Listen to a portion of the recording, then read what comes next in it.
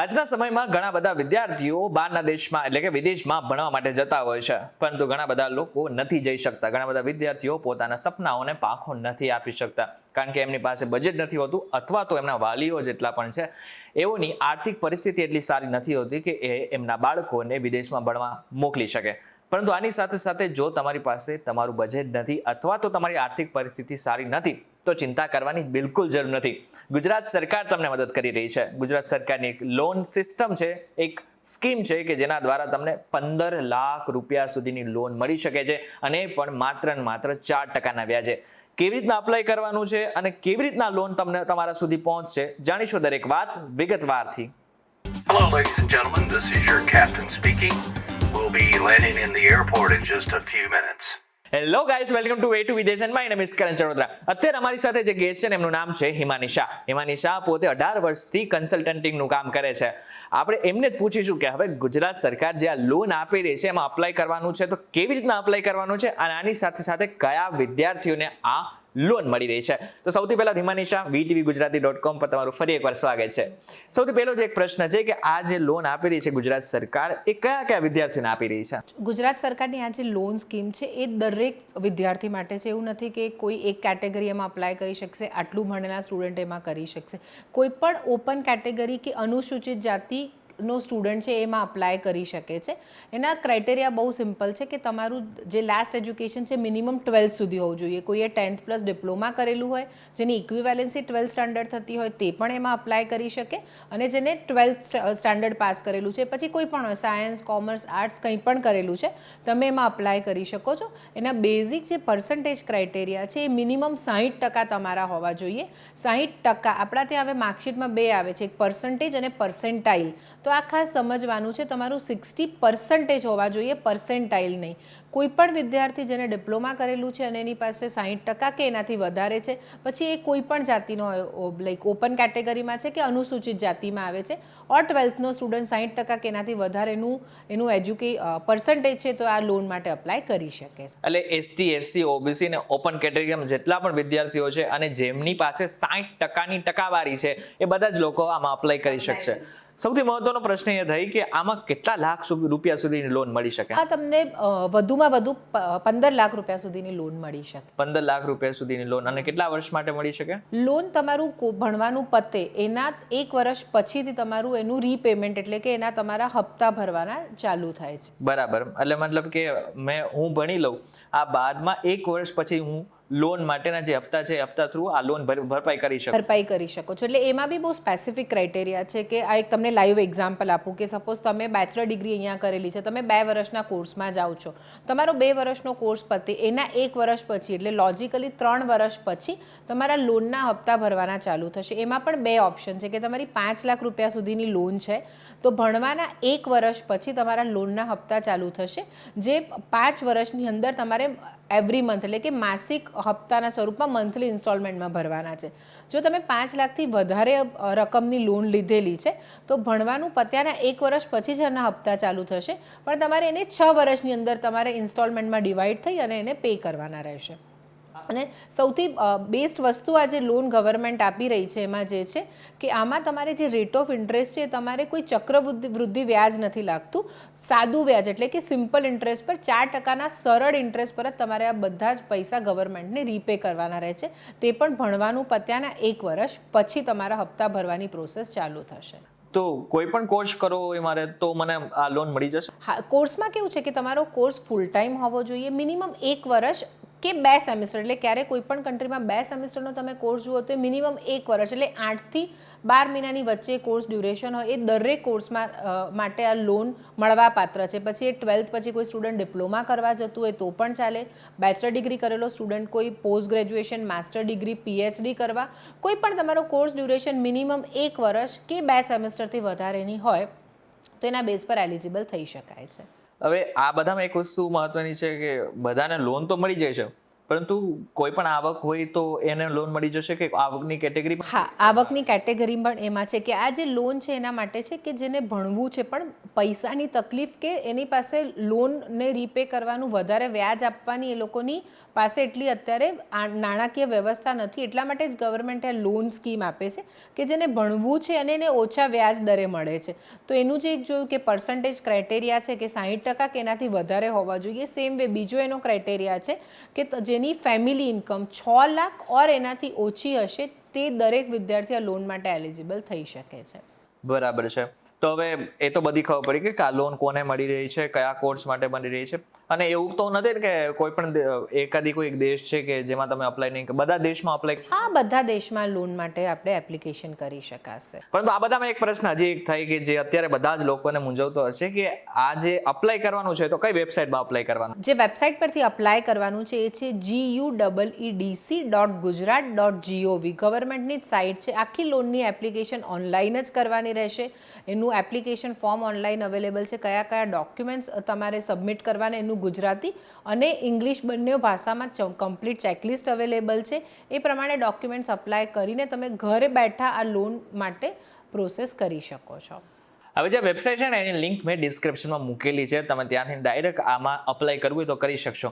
મહત્વની વાત એ ધ્યાનમાં રાખજો કે તમે જ્યારે પણ આવી કોઈ લિંક જોવો છો, અમે તો વેબસાઇટ ઓફિશિયલ વેબસાઇટની લિંક જ મૂકીએ છીએ, પરંતુ ઘણી બધી વખત એવું થતું હોય છે કે વોટ્સઅપ દ્વારા તમને આવી લિંકો મળતી હોય છે જેમાં આ જ વેબસાઇટ જેવી મળતી જુલતી જે વેબસાઇટ હશે, પરંતુ એ ફ્રોડ પણ હોઈ શકે છે. એટલા માટે પાછળ gov.in ને ખાસ ચેક કરજો. જ્યાં સુધી આ વેબસાઇટની અંદર gov.in ન હોય ત્યાં સુધી આ બધી જ વેબસાઇટ ફેક વેબસાઇટ માનવામાં આવે છે. એટલા માટે થઈને આવી કોઈ પણ વેબસાઇટ ખોલશો પણ નહીં. તો આ વેબસાઇટ આપણને ખબર પડી ગઈ કે આ કઈ વેબસાઇટ છે ગવર્મેન્ટની, પરંતુ આની સાથે સાથે ડોક્યુમેન્ટ કયા કયા જોઈશે?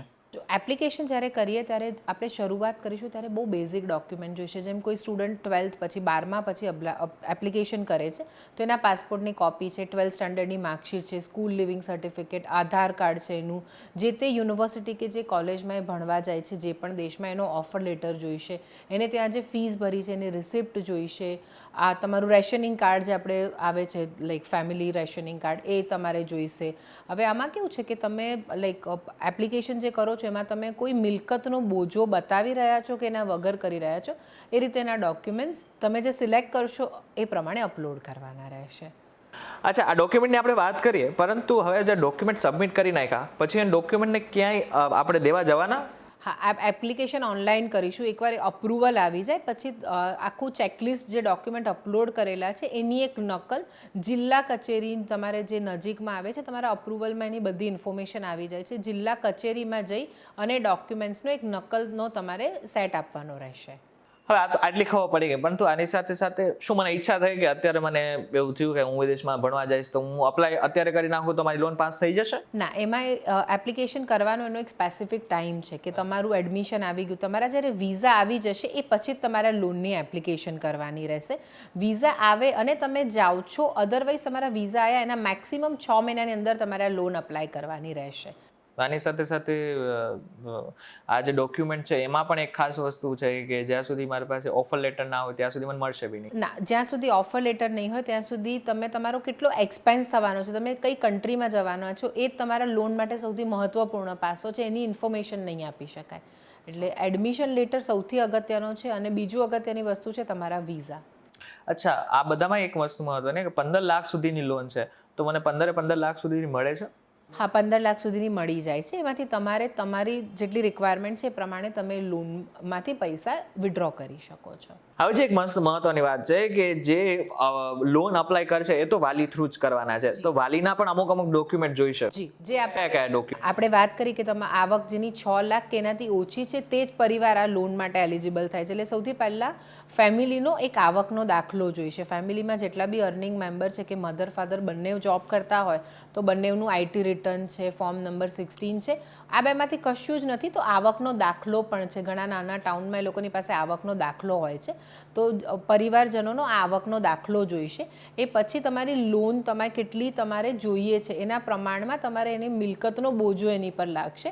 તો એના માટે તમારે જે બી મિલકતનો દસ્તાવેજ છે, શેર સર્ટિફિકેટ છે કે સોસાયટીની એનઓસી છે, એ પ્રમાણે તમારે એના ડોક્યુમેન્ટ્સ આપવાના રહેશે. ઘણી બધી વખત એવું થતું હોય છે કે ઘણા બધા લોકો ગામડામાં રહેતા હોય છે કે જેમની પાસે કોઈ પ્રકારનું કોઈ મિલકતના સર્ટિફિકેટ્સ ના હોય, ઘણી બધી વસ્તુ ના હોય, તો એ ટાઈમે શું કરવાનું? એમની પાસે મિલકતને રિલેટેડ બીજા કોઈ ડોક્યુમેન્ટ નથી તો ત્યાંના જે પણ સરપંચ છે, સોસાયટી હોય કોઈ, તો એના જે પ્રમુખ છે એના લેટર એડ પર પણ લખીને એમની કોન્ટેક્ટ ડિટેલ સાથે આપી શકે છે અને એ પ્રોપર્ટીનું જે તે પ્રોપર વેલ્યુએશન રિપોર્ટ છે એના ઉપરથી એની કિંમત નક્કી કરવામાં આવે છે. તો આમાં એવું છે કે માત્ર જે વિદ્યાર્થીઓ છે અને જે અનમેરિડ છે એ જ કરી શકે? મેરિડ હોય તો આના માટે કેવી રીતના અપ્લાય કરી શકે? મેરિડ છે તે પણ કરી શકે. એમાં કોઈ એવા ક્રાઇટેરિયા નથી કે મેરિડ ન અપ્લાય કરી શકે. મેરિડ જેના થઈ ગયા છે એને ખાલી થોડા ડોક્યુમેન્ટેશનમાં ફેરફાર કરવાનો આવે કે એમના પાસપોર્ટ છે, આધાર કાર્ડ છે, બેંક એકાઉન્ટ છે, મેરેજ સર્ટિફિકેટ છે, બધામાં એક સરખું નામ હોવું જોઈએ. એટલે કે મેરેજ પછીનું જે પણ એપ્લિકેબલ નામ થતું હોય એના બેઝ ઉપર કરી શકે છે. તેમના father in law, mother in law પણ એમના સ્પોન્સર એટલે કે જે મિલકતનો બોજો આપવાનો છે એમના નામની મિલકત હોય તો એનો એમાં યુઝ કરી શકાય છે. ઓકે, આની સાથે સાથે હજી એક ક્વેશ્ચન કે ગુજરાત સરકાર આપને આ લોન આપેલી છે તો ગુજરાતી હોવું જરૂરી છે, રાઈટ? હા, તમારું ગુજરાતમાં જ તમે રહેતા હોવા જોઈએ મિનિમમ છેલ્લા 15 વર્ષથી. ઓર એનાથી વધારે વખતથી જો તમે ગુજરાતમાં સ્થાયી વસવાટ કરો છો તો જ તમે લોન માટે એપ્લિકેશન કરી શકો છો. તો આ બધામાં એક વસ્તુ મહત્વની છે કે શું બધાની લોન પાસ થઈ જાય? કારણ કે ઘણી બધી વખત તો એવું પણ થતું હોય છે કે બેંકની લોનમાં ઘણા બધા લોકોની રિજેક્ટ થતી હોય છે. તો આમાં પણ શું રિજેક્ટ થાય છે? હા, થઈ શકે. એના જે ક્રાઇટેરિયા છે આપણે એમાં ન આવતા હોઈએ. જે એક આપણે જોયું કે પરિવારની ઇન્કમ કેટલી હોવી જોઈએ, તમારા પર્સન્ટેજ કેટલા હોવા જોઈએ. આ બે સૌથી ઇમ્પોર્ટન્ટ ક્રાઇટેરિયા છે કે આનાથી તમારી એન્ટ્રીની શરૂઆત થાય છે. એકવાર તમે આ બેમાં તો આવી ગયા પછી જે તમારું સૌથી મહત્ત્વનું જે પાસું છે કે જ્યાંથી નક્કી થશે કે તમારે લોનમાં આવશો કે નહીં, એ તમે જે યુનિવર્સિટી, જે કોલેજ, ઇન્સ્ટિટ્યૂટમાં ભણવા જાઓ છો એ સૌથી પહેલાં ત્યાં રજિસ્ટર્ડ એક પ્રોપર સારી યુનિવર્સિટી છે કે નહીં. હવે તમે જે ઓફર લેટર જે તમારે રિક્વાયરમેન્ટ મુજબ તમારા ડોક્યુમેન્ટ્સમાં આપવાનો છે એ ઓફર લેટરમાં જે ઇમ્પોર્ટન્ટ વસ્તુ કવર થવી જોઈએ, તમારું યુનિવર્સિટીનું પૂરું નામ, તેનું કમ્પ્લીટ એડ્રેસ આવી જવું જોઈએ, તમારી એકેડેમિક ફીસ જે છે કે 1 વર્ષની તમારી ટ્યુશન ફીસ, અધરવાઇઝ ભણવા રિલેટેડ જે ખર્ચા થશે એની અંદર મેન્શન કરેલા હોવા જોઈએ. આમાંથી કશું પણ મિસિંગ હશે તો એ પણ કદાચ તમારી લોન તમને અપ્રૂવ ન કરાવવાનું એક કારણ બની શકે છે. લોન રિજેક્ટ થાય તો ખબર પડી ગઈ મને કે લોન રિજેક્ટ પણ થઈ શકે, પણ મારા પરિવારમાં મારા સિવાય બીજા કોઈ અપ્લાય કરી શકે? હા, એવું જરૂરી નથી કે પરિવારનું કંઈ એક જ બાળક આમાં એપ્લિકેશન કરી શકે. તમારા ફેમિલીમાં 2 ચાઇલ્ડ છે કે 2થી વધારે છે તો એક જણને લોન મળી ગઈ પછી તમે બીજા બાળક માટે પણ એના એલિજિબિલિટી ક્રાઇટેરિયામાં આવતા હોવ તો પ્રોસેસ કરી શકાય છે. અને આની સાથે સાથે જે વેબસાઇટ છે એના સિવાય કોઈ શોપ ઉપરથી અથવા તો કે સાયબર કાફે તો નહીં કહી શકાય, પરંતુ બીજા કોઈ વ્યક્તિ એમ કહે કે હું તમારી ડોક્યુમેન્ટ મને આપી દો તો હું તમારી જે છે એ લોન પાસ કરી આપીશ, તો એ શક્ય છે? શક્ય નથી. આમાં જે છે બધું ઓનલાઈન જ અપ્લાય કરવાનું છે ને ગવર્મેન્ટે બહુ સરસ પોર્ટલ બનાવેલું છે એના માટે. જે સ્ટુડન્ટ જ્યારે વિદેશ ભણવા જાય છે તો એનું કમ્પ્યુટર પણ એને એટલું સારી રીતે આવડતું હોય છે, એ લોકો સારી રીતે વાંચી શકે છે, ફોર્મની રિક્વાયરમેન્ટને સમજી શકે છે, એટલું એમનું એજ્યુકેશન હોય છે.